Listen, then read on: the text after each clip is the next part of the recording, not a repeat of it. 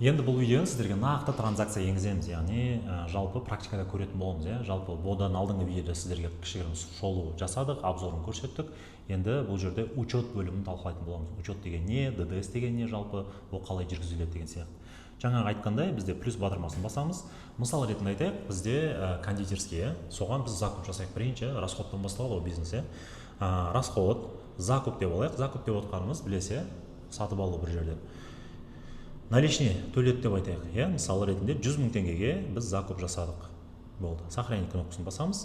Бізде учет бөлімінде бірінші транзакция пайда болды. Яғни 100 000 теңге қызылмен жазылды, закуп категория, наличный астында көрсетіліп тұр. Арада байқасаңыз.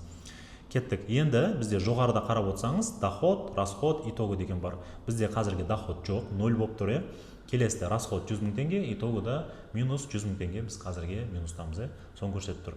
Екіншісі, енді біз закуп жасадық, енді продажа болды деп есептейік. Соның қасына доходты басамыз. Категорияға, допустим, біз товар саттық деп айтайық. Бізге наличка, клиент ақша берді, мысал ретінде айтайық. И 200 000 теңгеге біз товар саттық деп есептейік. Енді қарап отырсаңыз, бұл жерде шамамен 30% маржамен көрсетілген. Алдағы уақытта бұл маржаның пайызын өздеріңізге икемдеп алуға болады. Оны алдағы видеода көрсететін боламыз. Қазірге бұл видеода сіздер бірме-бір просто бағдарламаның сіздер функционалынысын түсініп алып, бірме-бір қайталап отырыңыздар болды. Ақыл қосудың қажеті жоқ. Алдағы видеода қалай икемдеу керек, қалай жазу керек, оның барлығын түсіндіретін боламыз. Кеттік. Бізде шамамен 30% маржа деп алайық. Маржа деп отқанымыз не ол? Мысалы 100 000 теңгеге зат алсаңыз, оның 70 000 теңгесі себестоимостьта, 30 000 теңгесі ол сізге қалатын маржа. Әлі ол прибыль емес, ол маржа, соны айтып отыр бағдарламада. Сохранитті басамыз.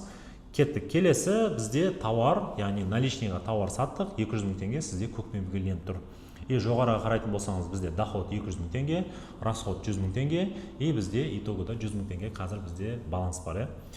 Келесіде біз жаңа айтқандай 3 түрлі транзакциядан тұрады дедік. Келесі перевод. Яғни біз наличкіден енді Каспий Голдымызға ақша салуымыз керек.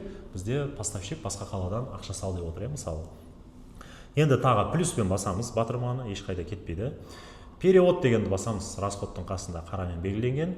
Енді наличный, жаңа бізге наличныйға ақша түсті ғой, енді біз. Соны біз банковский счет, банковская карта, мысал ретінде Каспий Голдқа аударайық. Шамамен 50 000 теңге аударайық. Сохранить деген кнопканы басамыз.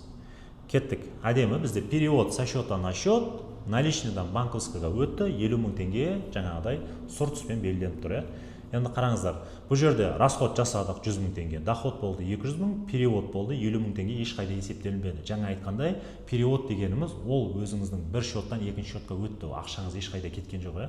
Сол. Осы главный 3 түрлі транзакциядан тұрады. Енді біз солай табысымызды есептеп қуанып отқан едік, бізге арендатель келді, бізге аренданың төле деді. Енді соны енгізейік қалай болады, Плюс батырмасын басамыз, ол бізге аренда, расход есептелінеді. Расход.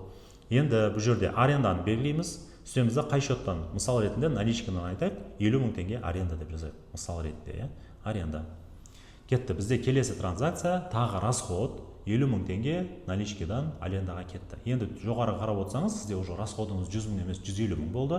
Сізде балансыңызда қазіргі таңда 50 000 теңге тұр. Тура осы сияқты кез келген категорияларды, кез келген жаңағыдай доходтарды, расходтарды тура осылай енгізуге болады.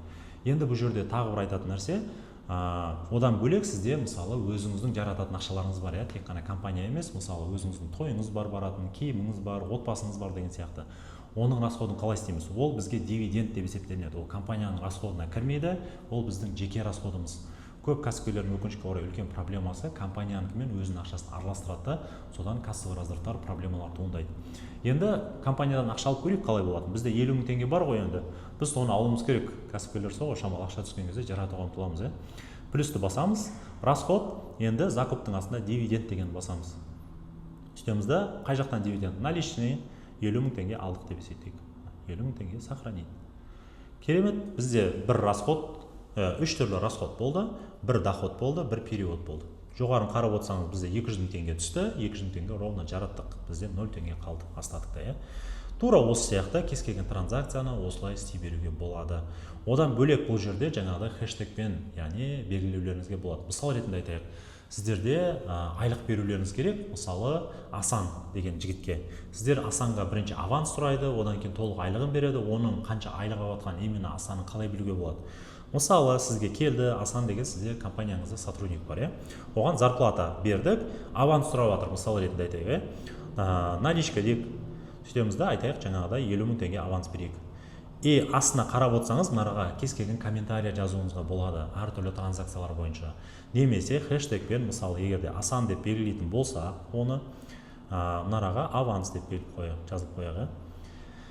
Бізде ол Асан хэштегпен белгіленеді, ол жеке категория есептелінеді. Алдағы уақытта бұны сіз қай жақтан көре аласыз, и әр сотрудник бойынша қай сотрудникке қанша аванс бердіңіз, қанша зарплата бердіңіз, соның барлығын арада жүргізуге болады. Доходқа байланысты да тура солай. Доход, мысалы, кез келген доходты, мысалы айтайық жаңағы киім саласы, либо кондитер саласы болатын болса, товар, допустим, наличныйға түсті, 100 000 теңгеге сатайық, мысалы, и не сатылды. Условно айтайық, егерде кондитерский болатын болса, бізде полуфабрикаты, либо самса деп алайық, оңай түрмен алғанда самса деп алайық. Болды, сатылды. Тура сол сияқты бізде хэштегпен жаңағыдай категорияның ішінде жаңағыдай белгілеуімізге болады. Алдағы уақытта сіздерге тағы түсіндіретін боламын. Қысқаша болса, келесі видеода жолыққанша.